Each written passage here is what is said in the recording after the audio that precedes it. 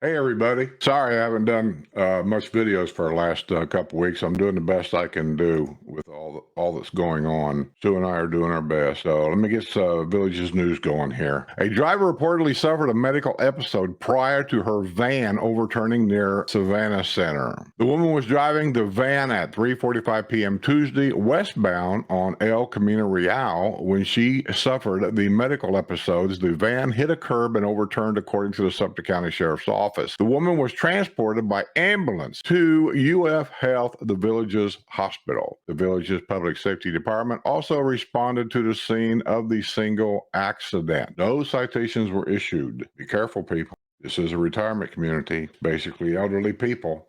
Anything can happen at any time. There's a lot of people on medications. This is not the first time this has happened. There was one here a couple of years ago that was tragic. Tragic. A man, I believe it was a SUV and a Cadillac, I believe it was, had a medical episode over by Colony Shopping Plaza. Went across the highway, over to the golf cart trail, hit two elderly women in their golf cart, killed them both. Be very aware. Don't be driving your golf cart with your cell phone in your ear and not paying attention. Always pay attention. Have fun. Always pay attention. A judge has ordered a villager out of her man friend's home prior to an altercation which landed her in jail. Deanna Lynn Miller, 74, who has resided for several years at 1956 Glenmont Court in the village of St. Charles, was arrested Thursday morning on a charge of aggravated battery. The couple had been arguing when she threw a cup of water in his face. According to an arrest report from the Sumter County Sheriff's Office, Miller went on to strike him on the side of the head with the cup, which was described in the arrest report as clear, hard plastic. She is facing felony charges of battery on a person over the age of 65. Florida has that. Anybody out there that wants to be a tough guy, you assault anybody 65 years of age or older. Assault, throwing water in a person's face, that's assault. In case you don't know, taking your finger if you're arguing with somebody and poking them in the chest, that's assault. That's a felony charge here. So best to do is just bite your lip and move on. All recreation centers in the villages will be closed Christmas Day. Arraignment date set for Sumter commissioners facing perjury charges. An arraignment date has been set for two Sumter County commissioners facing perjury charges. Commissioner Gary Search and Orrin Miller are set to be arraigned at 9 a.m. January 18 in front of Judge Peter Brigham. The commissioners, who are both residents of the villages, were arrested last week. Both are free on bond. In March, the Office of State Attorney for the 5th Judicial Circuit received two citizen complaints alleging Florida Sunshine Law violations during a Sumter County Commission meeting in February. The complaint identified the violators as Miller, his wife Angie Fox, and Search. The initial allegations were that Miller was using his wife as a conduit to communicate ongoing commission agenda related items to other commissioners, specifically Search, in hopes to sway the outcome of the issue at hand, according to the arrest report on file. Subpoenas were issued to Verizon for the commissioners' phone records. It is alleged that between November 2020 and June 2021, Miller and Search had communicated via their personal cell phones with one another over 40 times. Many of these phone calls were either just before or just after Sumter County Commission meetings. Both commissioners were called in for interviews, and both reportedly denied phone calls had taken place, leading to the perjury charges.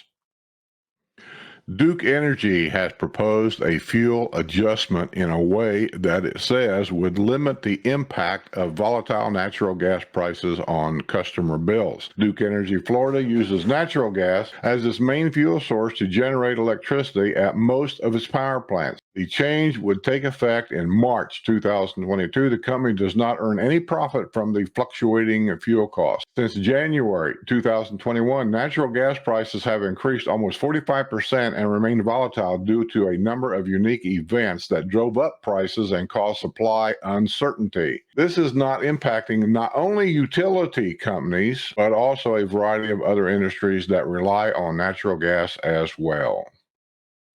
3 people killed in fiery crash which shut down part of I-75 near Wildwood. Let me just say, we just got back from Indiana, and I was trying to avoid as much of the Christmas rush traffic as I possibly could.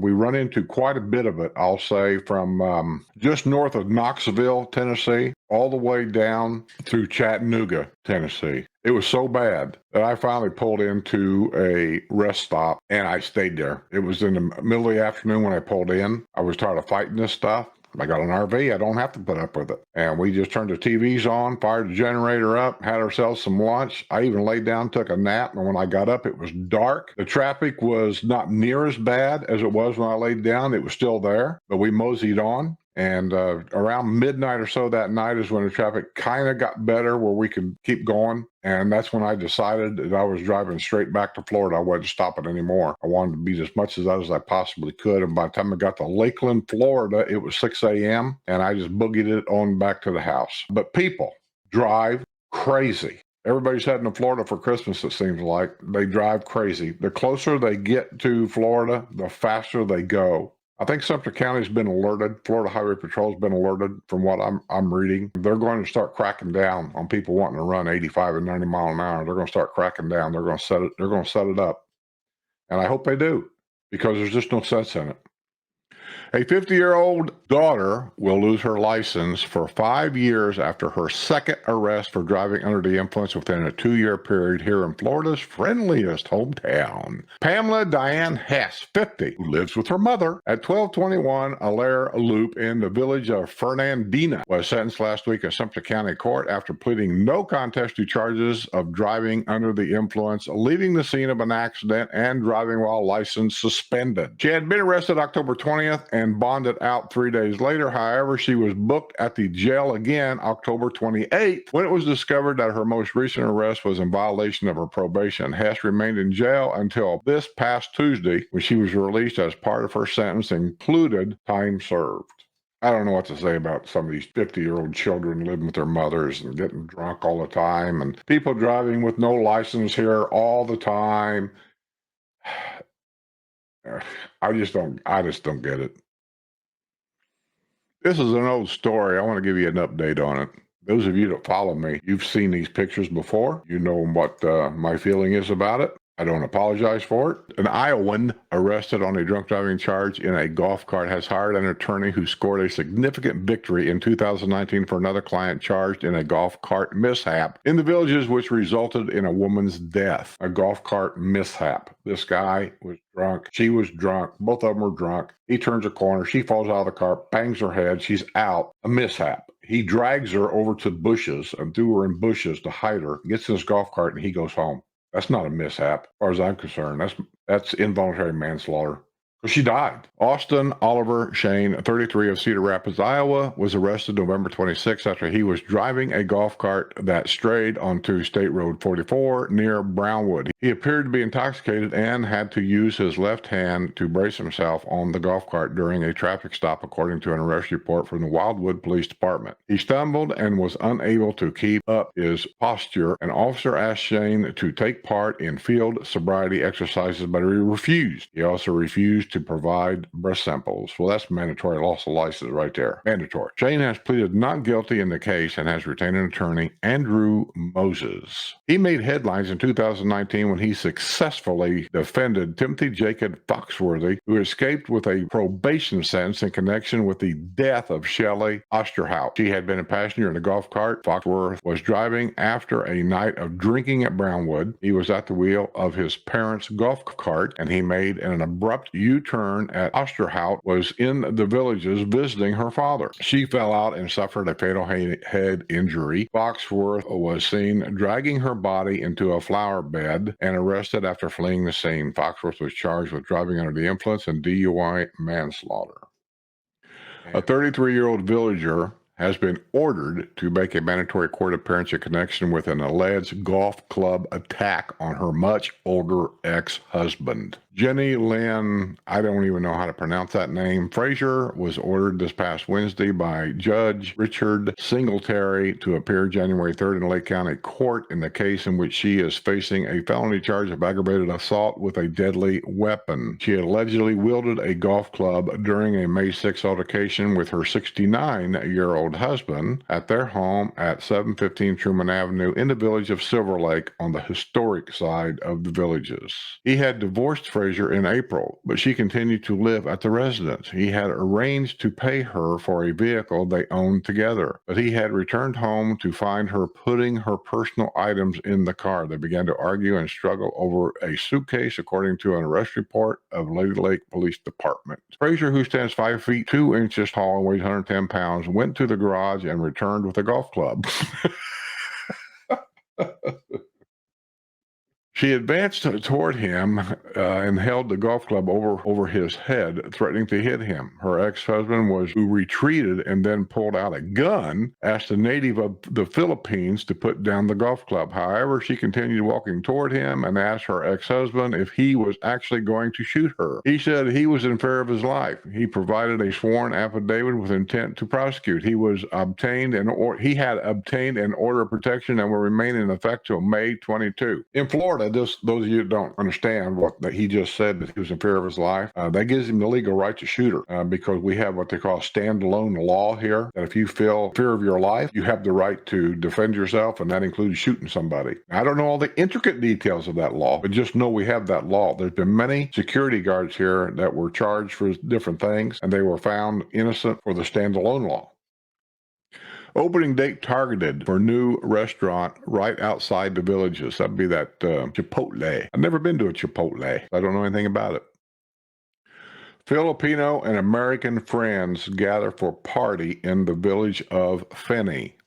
A villager was jailed after she failed to show up in court in a stolen pickup truck case. Dana Sue Johnson, 56, who lives in the Chadwick Villas in the village of Piedmont, was being held without bond at the Lake County Jail after her arrest this past week on a warrant charging her with failure to appear. She is facing a felony charge of grand theft auto in connection with the theft of the red 2005 Chevrolet Silverado pickup in 2019 from Brown's Auto Sales in Leesburg. She had visited a dealership and snatched the vehicle's keys, according to the affidavit of probable cause from the Leesburg Police Department. She returned later and drove the pickup through a fence at the dealership. Both incidents were caught on surveillance. Johnson was also arrested earlier this year in the theft of a 1996 Ford F-250 truck from a man in Wildwood.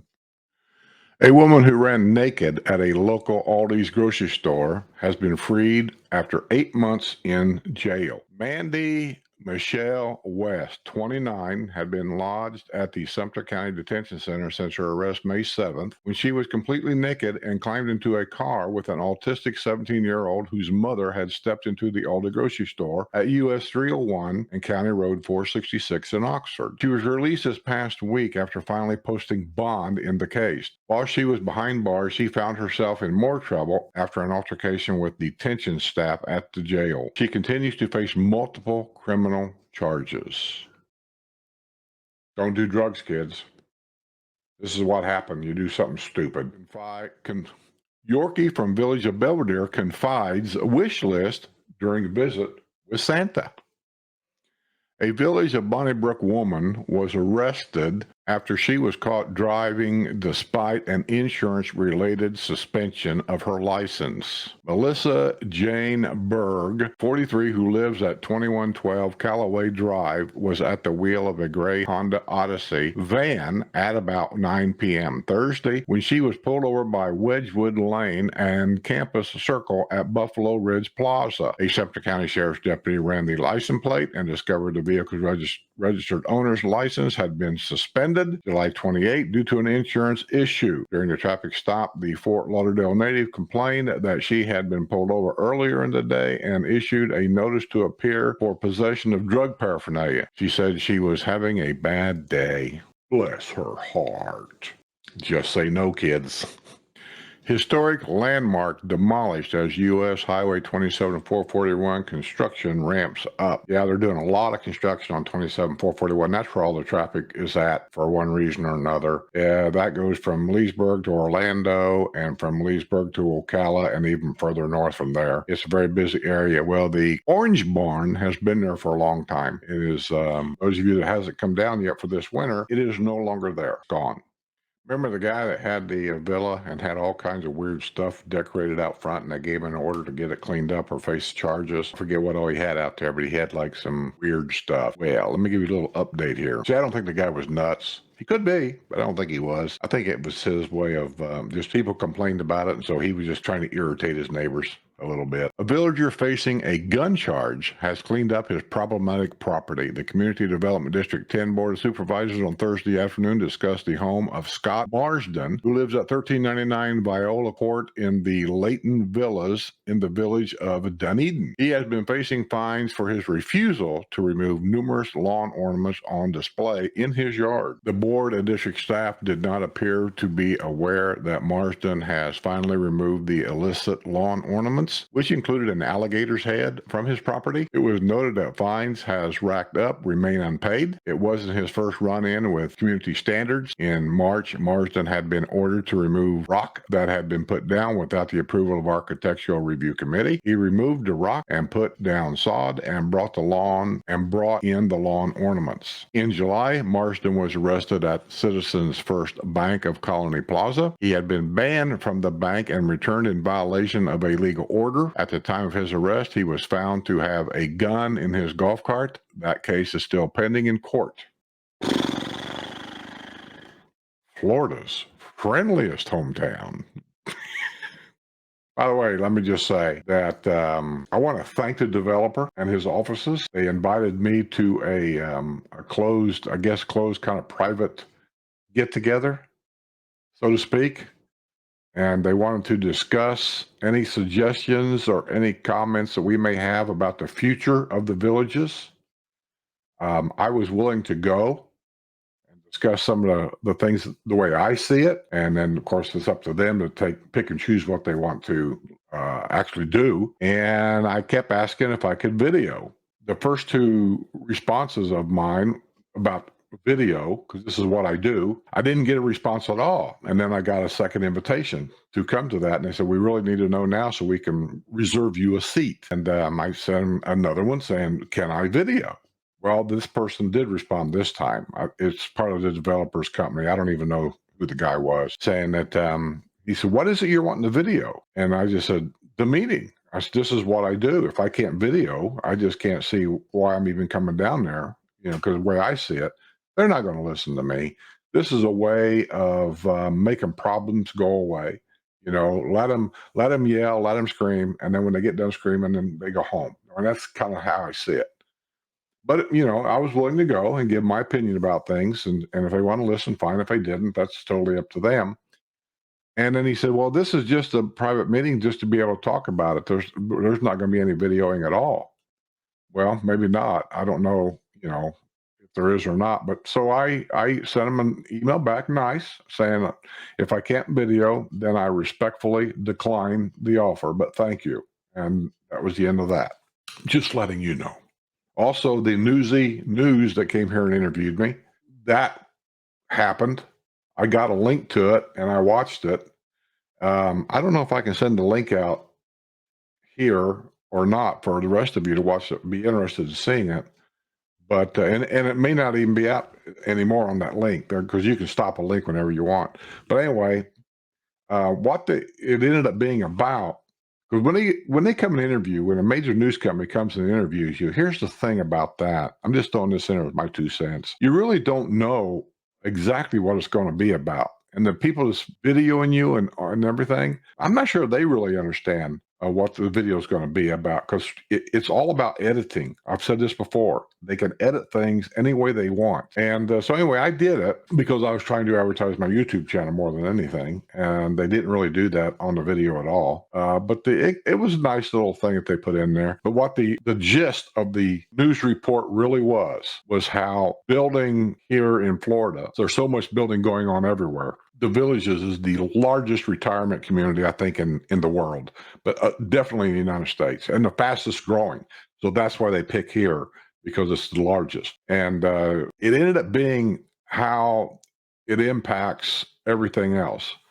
Do we think that how all this building going on is impacting global warming, impacting natural resources, impacting the wildlife, impacting the atmosphere and the fresh water we have? And that's really what the whole thing ended up being. And my interview was kind of part of that. And it is what it is. But I'm just letting you know, I had no idea what it was going to actually be about, how they was going to put it together. But that's how they ended up putting it together. Well, I think that's all the video you need, right? Well, let me do one more. Here's one more. For those of you that don't have a will, this happens all the time here. And I'm sure it happens all over Florida and all the retirement communities. Do your neighbors a favor or something. Don't do this. Just don't do it. If you have no heirs, you don't like your family, you don't want to leave them anything, I don't care. Leave it to a church, leave it to a charity, but just don't leave it with nothing. Unpaid fines are beginning to add up at a home of a deceased villager. The home in question is located at 1340 Hollyberry Place in the Holly Hill Villas and has been found in violation of decompliance. The Community Development District 7 Board of Supervisors received an update on the property Thursday morning during their monthly meeting at Seabreeze Recreation Center. An initial fine of $150 has been imposed for mold growing on the home, and another $250 fine has been added to the total for maintaining overgrown grass and weeds. Gary Michael Kozvinsky purchased the villa in 2007 for $142,000. He died February 23rd. His wife died 2009. The utilities at the home are past due. A complaint was received July 14th about overgrown grass, weeds, and mold on the home. The violation was verified the following day. The property appears vacant. According to the community standards, there has been no success in contacting anyone responsible for the property who might be an heir. Listen, it's stupid to do this, because he bought it for 142 grand, give or take. That home today, if it's in good shape, and you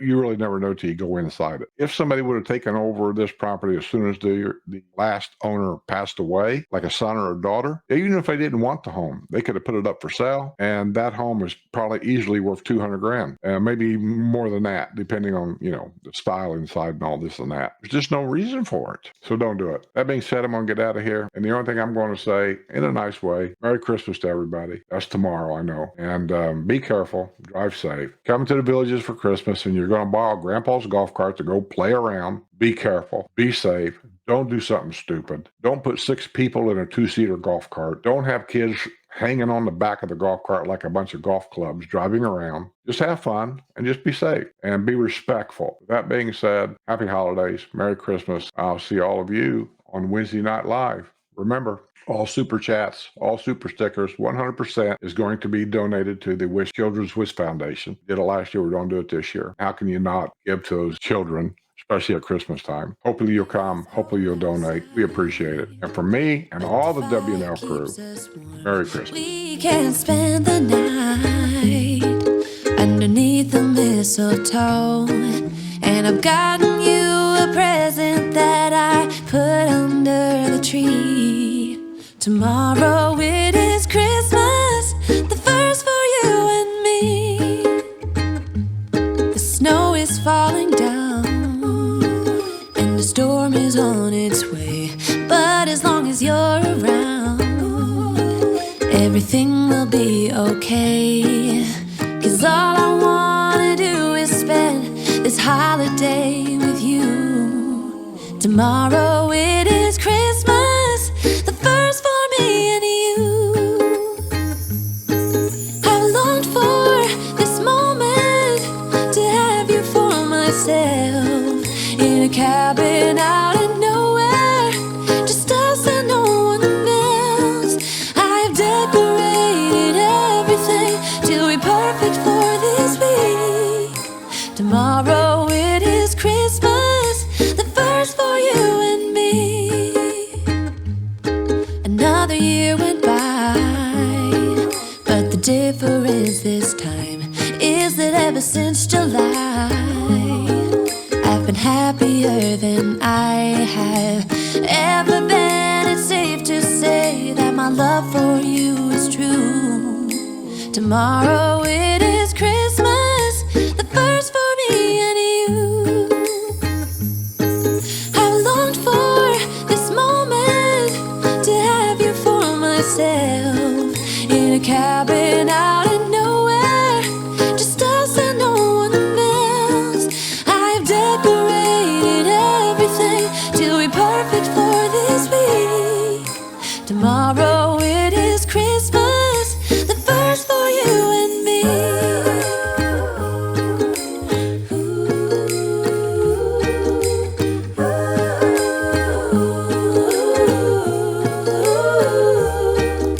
Cause all I wanna do is spend this holiday with you. Tomorrow it is Christmas, the first for me and you.